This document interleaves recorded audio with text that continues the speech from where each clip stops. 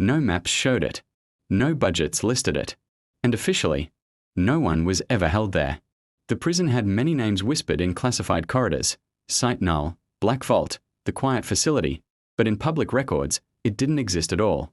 There was no address, no inmate registry, no court transcripts connecting it to any sentence.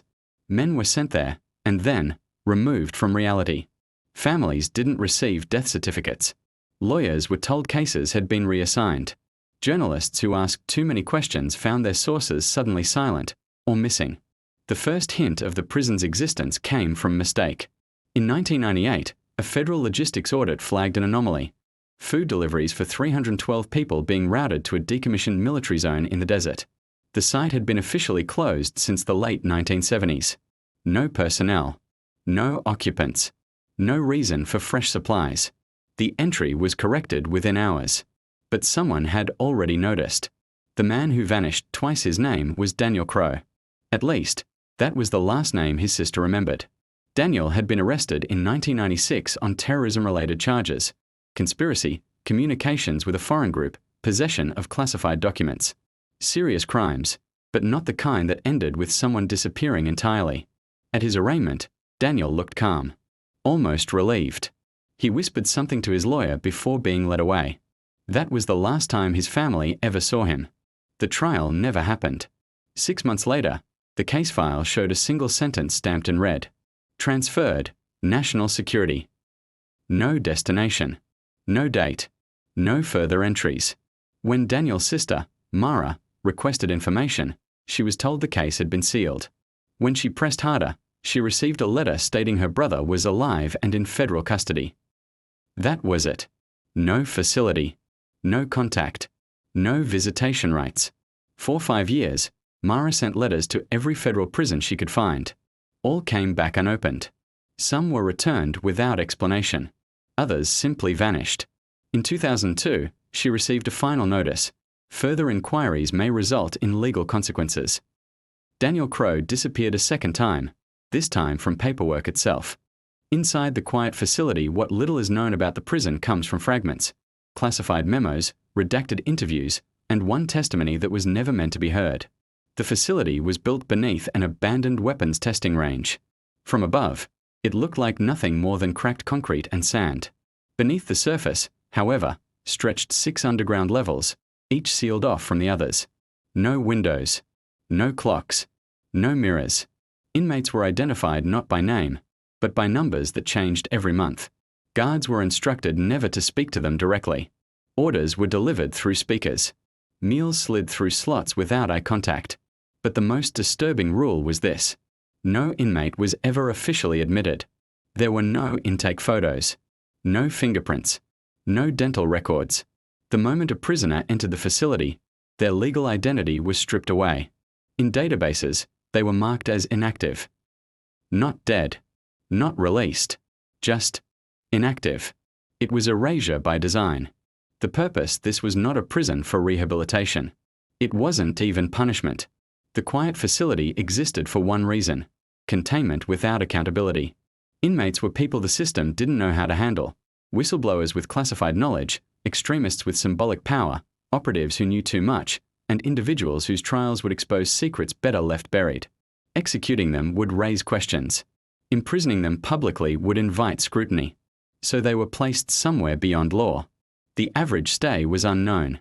Some inmates were believed to have been held for over 2 decades without ever seeing daylight.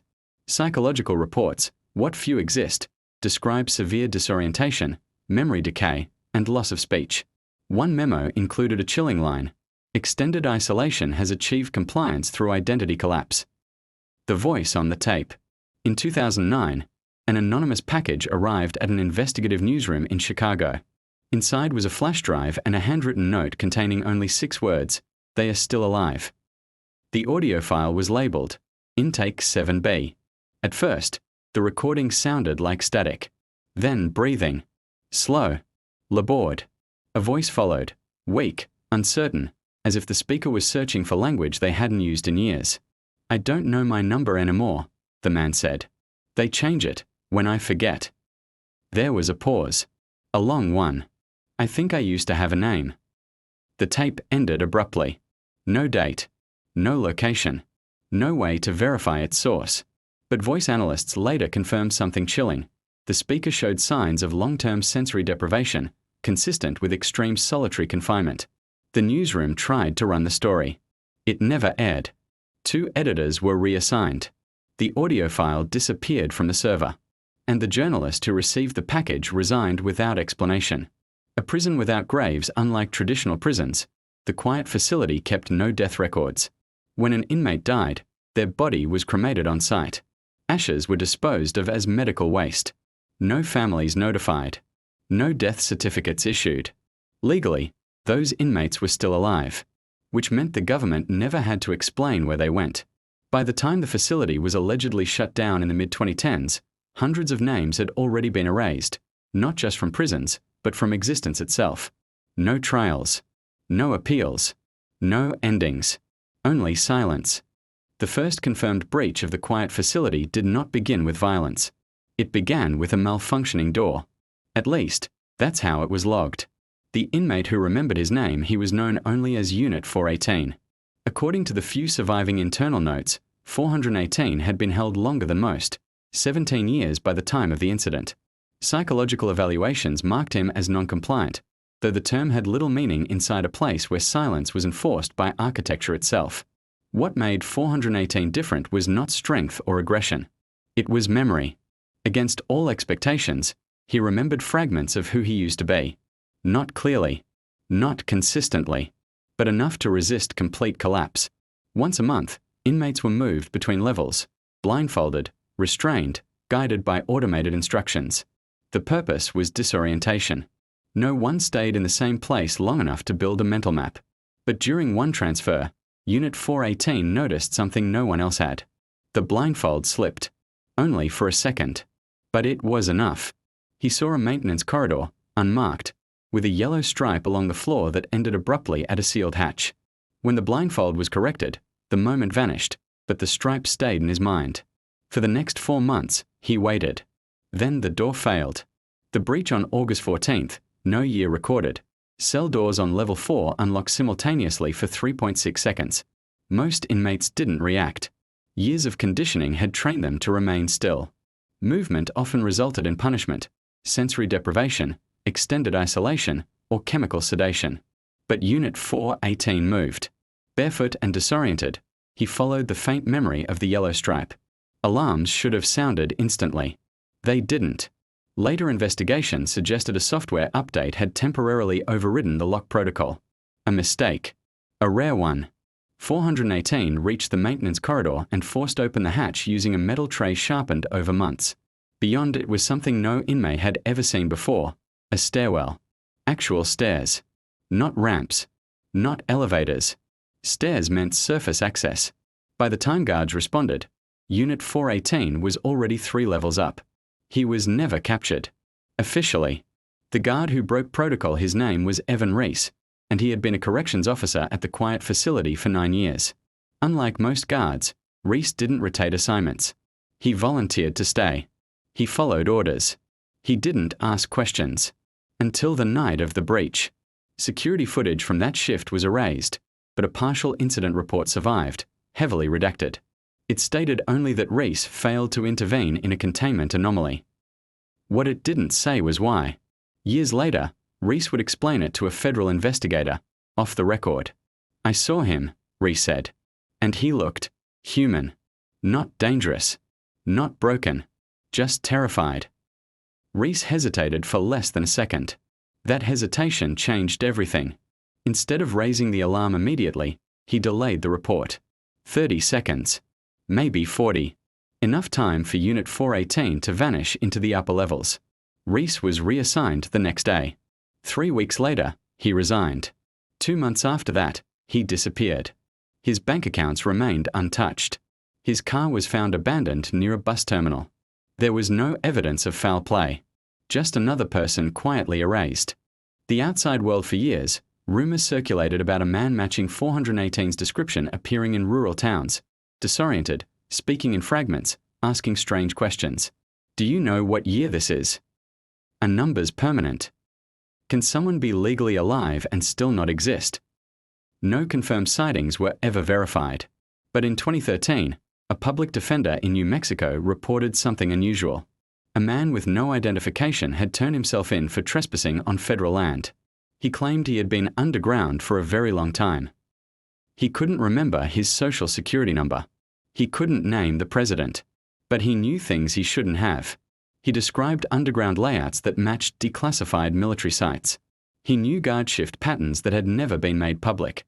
And when asked where he came from, he said only, "A place that doesn't want to be remembered." The charges were dropped within 24 hours. The man was transferred to federal custody. His trail ended there. The file that almost leaked in 2016, during a routine digitization of Cold War era documents, an archivist discovered a mislabeled folder, Facility QF, Decommissioning Review. Most of it was blacked out, but one page remained readable. It listed 217 inactive persons, all marked as unresolved. Next to several entries was a single annotation, status unknown, no body recovered. One name stood out, Crow, D. Daniel Crow, the same man who vanished in 1996. According to the document, he had been held for 22 years, and he was never officially declared dead. The archivist flagged the file. Within hours, the folder was removed from the system. The archivist was placed on administrative leave. Their contract was not renewed. The file was reclassified under a higher security tier. The end of the facility publicly, no announcement was ever made. But satellite imagery suggests the quiet facility began shutdown procedures around 2018. Supply routes ceased. Heat signatures dropped. Ventilation systems were sealed. What happened to the remaining inmates is unknown. Some believe they were transferred to other black sites. Others believe they were never transferred at all. One final internal memo, leaked anonymously, contained a sentence that haunts investigators to this day. Termination of operations does not imply resolution of occupants. Erased, but not gone. The prison may be closed. The doors may be sealed. But the damage remains. Somewhere in the system, hundreds of people are still legally alive, yet nowhere to be found. Their names exist only in fragments, buried under redactions and silence. No trials to revisit. No graves to mourn. No answers to demand. Just an absence where people used to be. And a question no one in power wants to answer. How many others were erased, without anyone ever noticing? The order to shut down the quiet facility did not come from a courtroom, a congressional vote, or a public outcry. It came from a risk assessment. By 2017, the prison had become something it was never meant to be, a liability. Not because of the inmates, but because too many people now knew something was there. Not enough to prove it, but enough to ask dangerous questions. The cost of silence. Internally, the facility was designated a containment success. No riots. No escapes, officially. No media exposure. But the psychological toll on staff was mounting. Guards rotated out with severe insomnia, paranoia, and guilt-related stress. Some refused to speak about their service entirely. Others drank. A few ended their own lives. One internal wellness report warned, long-term exposure to non-person detention environments increases moral injury risk. That line alone suggested what the facility truly was, a place outside ethics, sustained only by secrecy. When funding was reviewed, analysts noticed something troubling. Medical costs for inmates had increased, not because of injuries, but because prisoners were aging. The system had been built for short-term disappearance. Instead, it had become permanent. The whistleblower, her name was Lena Moritz, a mid-level analyst assigned to review classified detention programs. She wasn't an activist. She wasn't reckless. She was thorough. While auditing legacy programs, Lena noticed repeated references to inactive persons with no closure. The same facility code appeared again and again, QF. She requested clarification. What she received instead was a warning. Do not pursue this line of inquiry. That should have ended it. It didn't. Lena began quietly copying documents. Nothing dramatic, nothing traceable. Just enough to establish a pattern. People sent somewhere, removed from records, never returned. What convinced her the facility had to be exposed was a single memo from the medical division. It stated, cognitive degradation has reached irreversible levels in 61% of long-term occupants. These weren't prisoners anymore. They were evidence. The shutdown decision. In late 2017, A classified meeting took place involving representatives from intelligence, defense, and legal oversight. No transcripts were kept, but a summary slide survived. It listed 3 options: continue operations, high risk, transfer occupants, medium risk, terminate facility, low visibility risk. Option 3 was selected. Not because it was humane, because it was quiet. What termination meant? The word did not refer to the inmates. It referred to the program. Officially, the quiet facility was decommissioned. Power reduced. Staff withdrawn. Supply lines cut. But inmates were still inside. Relocating them would require paperwork, trials, medical disclosures, death certificates. So instead, the facility was sealed. Automated systems were left running: climate control, water filtration, minimal food distribution. Enough to keep people alive, not enough to sustain them indefinitely. One engineer objected, writing, "We are creating a tomb with electricity." His objection was denied. The last transmission. 3 months after the shutdown, a signal was detected. It came from a frequency no longer monitored regularly, an old emergency maintenance channel linked to the quiet facility. At first, analysts assumed it was interference. Then the audio resolved. It was a voice.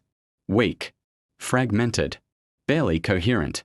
"I know this isn't a number," the voice said. "If anyone hears this, please remember." The signal cut in and out. Words were lost, but one phrase was repeated several times, as if the speaker was afraid it would be forgotten. "We were people." The transmission lasted 47 seconds. Then silence. The channel went dead forever. What happened to Lena Moritz never released her files. Before she could, her access was revoked. She was placed under investigation for procedural violations. Her home was searched. Her devices were seized. She was never charged. She was simply removed. Her colleagues were told she had taken extended medical leave. Her email account was deactivated. Her name stopped appearing on internal documents. A year later, a termination notice was issued. No reason given. No forwarding address. Lena Moritz became what she had been investigating: the legal ghosts.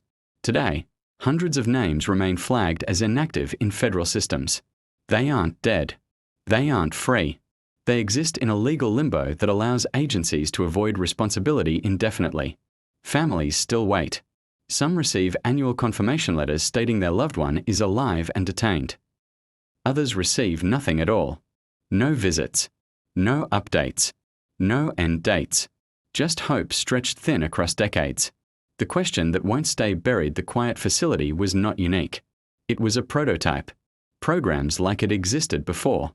Some may still exist now, under different names, in different places, with the same purpose. The disappearance of people is easier than ever.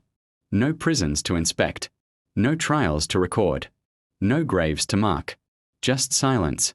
And somewhere beneath layers of concrete and secrecy, the echoes of voices that once had names, still waiting to be remembered. The most dangerous thing about the quiet facility was never the prison itself. It was the precedent. Because once a system learns it can erase people without consequence, it never forgets how. Who authorized the program? There was no single villain.